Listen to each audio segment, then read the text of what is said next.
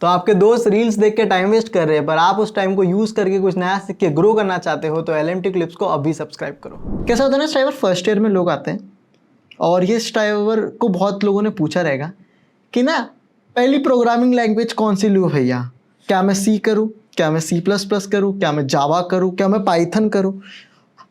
वो सिलेक्ट करना कन्फ्यूजन बहुत है और वो कितना मैटर करता है आगे जाके।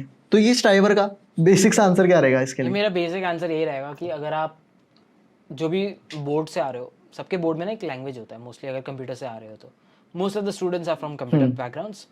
कुछ होते हैं 10-15% जो नहीं होते, but most of them are.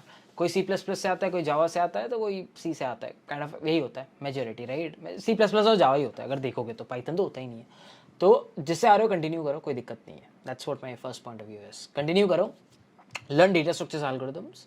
एक बार तुम्हारी आर्मरी हो गई एल्गोरिथम्स की, तुम्हें पता है एल्गोरिथम्स कैसे होता है, then try to explore other languages if you wish to, again if you wish to, because तुम जो भी सीखोगे कॉलेज में वो इंडस्ट्री पे रद्दी भर काम नहीं आएगा। अगर तुमने C++ सीख भी लिया और DSA कर भी लिया, वो C++ इंडस्ट्री में यूज ही नहीं होता है। इट्स अ होल लेवल, 1% भी नहीं है वो, it's a whole different world. Java तुमने सीख लिया, वो भी 1% नहीं है, होल डिफरेंट वर्ल्ड है जब आप इंडस्ट्री में जाओगे। तो ये मत सोचो कि तुम्हें जावा आता है तो तुम जावा फोड़ दोगे इंडस्ट्री में जाके। वो जावा अलग ही होता है इंडस्ट्री में, जो वो कोड करते हैं, थ्रेड वगैरह, कितना कुछ अलग चीज़, उप्स की कॉन्सेप्ट होती है, वो आप करते ही नहीं हो। आप सिंपल पब्लिक स्टैटिक वर्ड में जावा में लिखते हो, C++ में सिंपल इंट मेन में कोड लिखते हो, तो वो होता ही नहीं है काम। तो don't worry about language, because आप कुछ भी सीख रहे हो इंडस्ट्री में जाके आपको रीडू करना होगा। एंड एज अ बिगिनर याद रखो एक चीज़, whatever language you are picking, दूसरा लैंग्वेज पिक करने में टाइम नहीं लगता है, क्योंकि कॉन्सेप्ट सेम होता है। अगर फॉर लूप इसमें है तो उसमें भी है, शायद सिंटैक्स अलग होंगे, बट कॉन्सेप्ट तो सेम ही है, इधर से उधर जाना है, समझ रहे हो। पाइथन में भी तो 3 अगर मैं फॉर लूप लिखूँ, पाइथन, C++, जावा, पाइथन में क्या उल्टा चलेगा क्या फॉर लूप?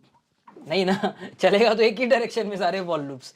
तो लिखने का बात है, मतलब अगर मैं तुझे हिंदी में समझाऊँ या इंग्लिश में समझाऊँ, समझा तो एक ही चीज़ रहा हूँ, करेक्ट। तो उस चीज़ को ऐसे देखो, अगर जो लैंग्वेज है कंटिन्यू करो, कोई दिक्कत नहीं है। उसके बाद इवेंचुअली फिगर आउट करके जो भी अच्छा लगे, मतलब प्रोजेक्ट कर रहे हो, कुछ भी कर रहे हो, उसके बेसिस पे शिफ्टिंग कर लेना। एंड अगर शुरू नहीं किए हो तो आई विल से कि स्टार्ट विद C, बिकॉज वो फर्स्ट ईयर में होता ही है सबके सिलेबस में, if I am not wrong, सबके पास होता है। तो you have to do it, there is no other option. And C जब करते हो तो C++ बम्प इन करना बहुत ईजी होता है, तो you can do that.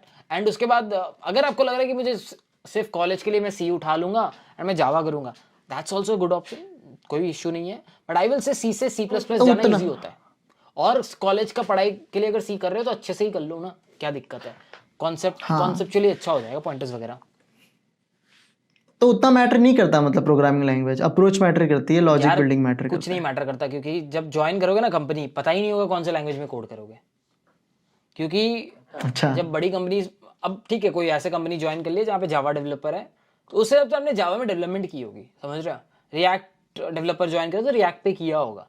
But अगर नॉर्मल गूगल में हायरिंग कैसे होती है, गूगल में थोड़ी बोलते हैं कि हम रिएक्ट डेवलपर हायर कर रहे हैं, वो बोलते हैं सॉफ्टवेयर इंजीनियर हायर कर रहे हैं, राइट। ओपनिंग सॉफ्टवेयर इंजीनियर होती है, वो 300 सॉफ्टवेयर इंजीनियर साल के फॉर एन एग्जाम्पल हायर करते हैं, 300 को इस टीम में उस टीम में डाल देते हैं। थोड़ी पूछते हैं तुझे C++ आता है, ले C++ टीम, नहीं ना।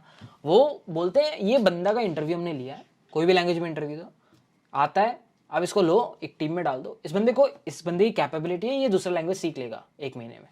तो ये वैसा है। तो वो उस बेसिस पे लेते हैं। अब तुमको आता होगा तो तुम 1 महीने की जगह शायद 15 दिन में सीखोगे, दैट्स द डिफरेंस। 15 दिन बचा लोगे, उससे ज़्यादा कुछ नहीं बचाने वाले। तो उस 15 दिन या 1 महीने बचाने के लिए पूरे 4 साल अपने दिमाग को फोड़ो मत। थैंक यू सो मच ये वीडियो एंड तक देखने के लिए। ऐसे ही रोज कुछ नया सीखने के लिए LMT क्लिप्स को अब भी सब्सक्राइब करो।